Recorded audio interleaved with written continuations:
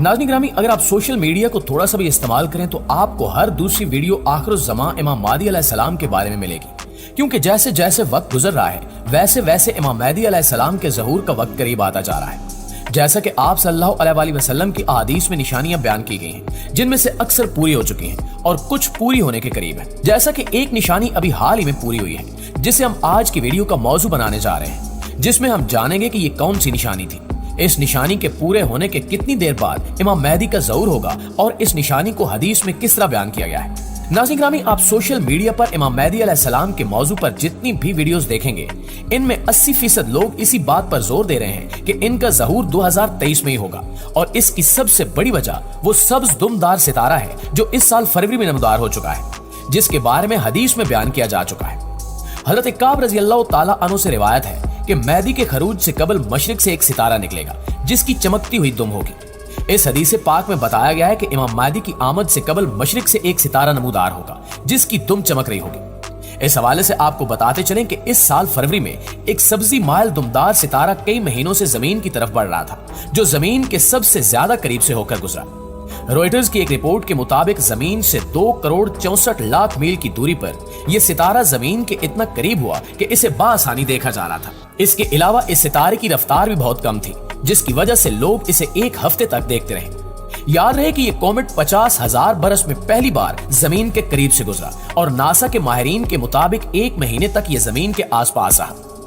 दोस्तों, वाज़ रहे दुमदार सितारा, जिन्हें माहिरीन फल्कियात ने डर्टी स्नो बॉल्स का नाम दे रखा है, बर्फ, धूल और चट्टानों पर मुश्तमिल गोले होते हैं जो आम तौर पर इस बर्फानी मवाद के हल्के से आते हैं, जिसे औरत बादल कहा जाता है, जो हमारे निज़ाम शमसी के बैरूनी किनारे पर मौजूद है।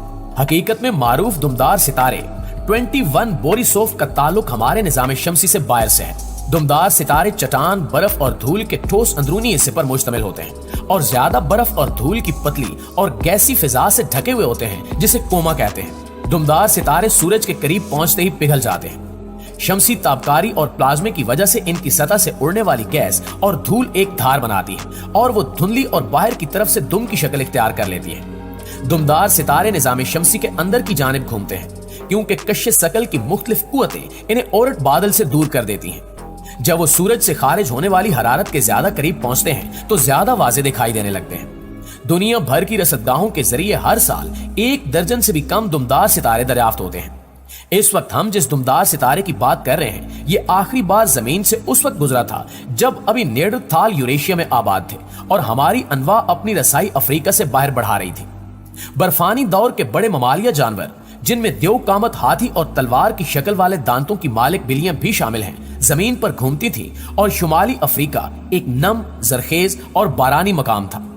कैलिफोर्निया इंस्टीट्यूट ऑफ टेक्नोलॉजी में फिजिक्स के प्रोफेसर के मुताबिक दुमदार सितारा इब्तिदाई शमसी निजाम के बारे में सुराग फराहम कर सकता है, क्योंकि ये निजाम शमसी के इब्तिदाई मरहले के दौरान तश्कील पाया था। ये सब्ज रंग का दुमदार सितारा, जिसका रस्मी नाम C2022E3 है, 2 मार्च 2022 को माहिरीन फल्कियात ने इसे सान डियागो की पालोमर ऑब्जर्वेटरी में ज़ूकी ट्रांजिट फैसिलिटी की दूरबीन का इस्तेमाल करते हुए दरियाफ्त किया, जिसका सब्जी माइल जमूर जैसा रंग दुमदार सितारे की कीमियाई साख्त के बारे में बताता है।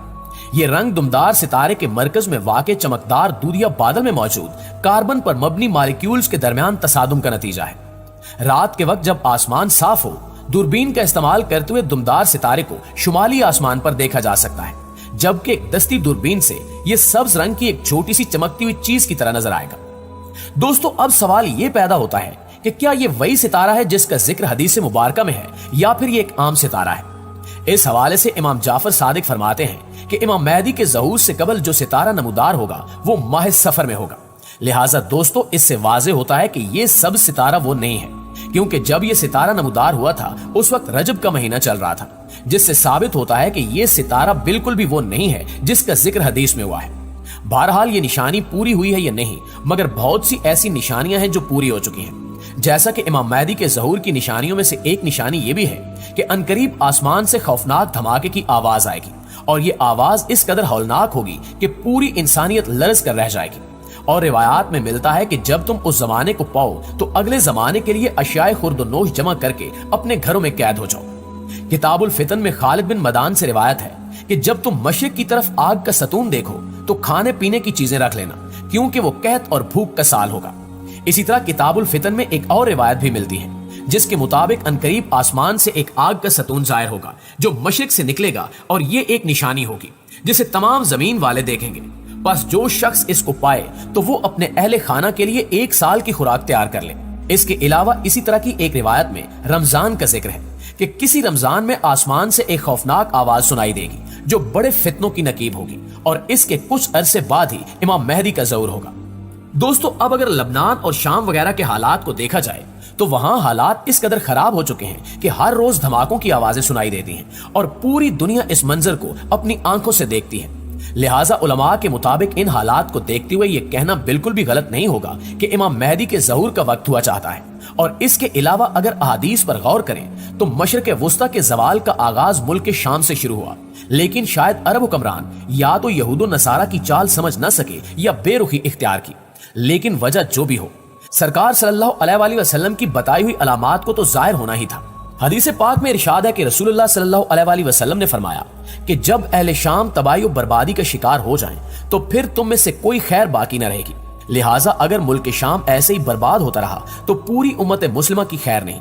वैसे तो 90% मुल्क शाम बर्बाद हो चुका है और अब 5 साल खून रेजी में 8 लाख बेगुनाह बच्चे, बूढ़े और औरतें शहीद और लातादाद दूसरे मुल्कों की सरहदों पर जिंदगी की भीख मांगते हुए शहीद हो रहे हैं और इतनी तादाद में लोग जख्मी और माजूर हो चुके हैं। लिहाजा मुल्क शाम मुकम्मल तबाही के बाद अब नज़ा की हालत में है।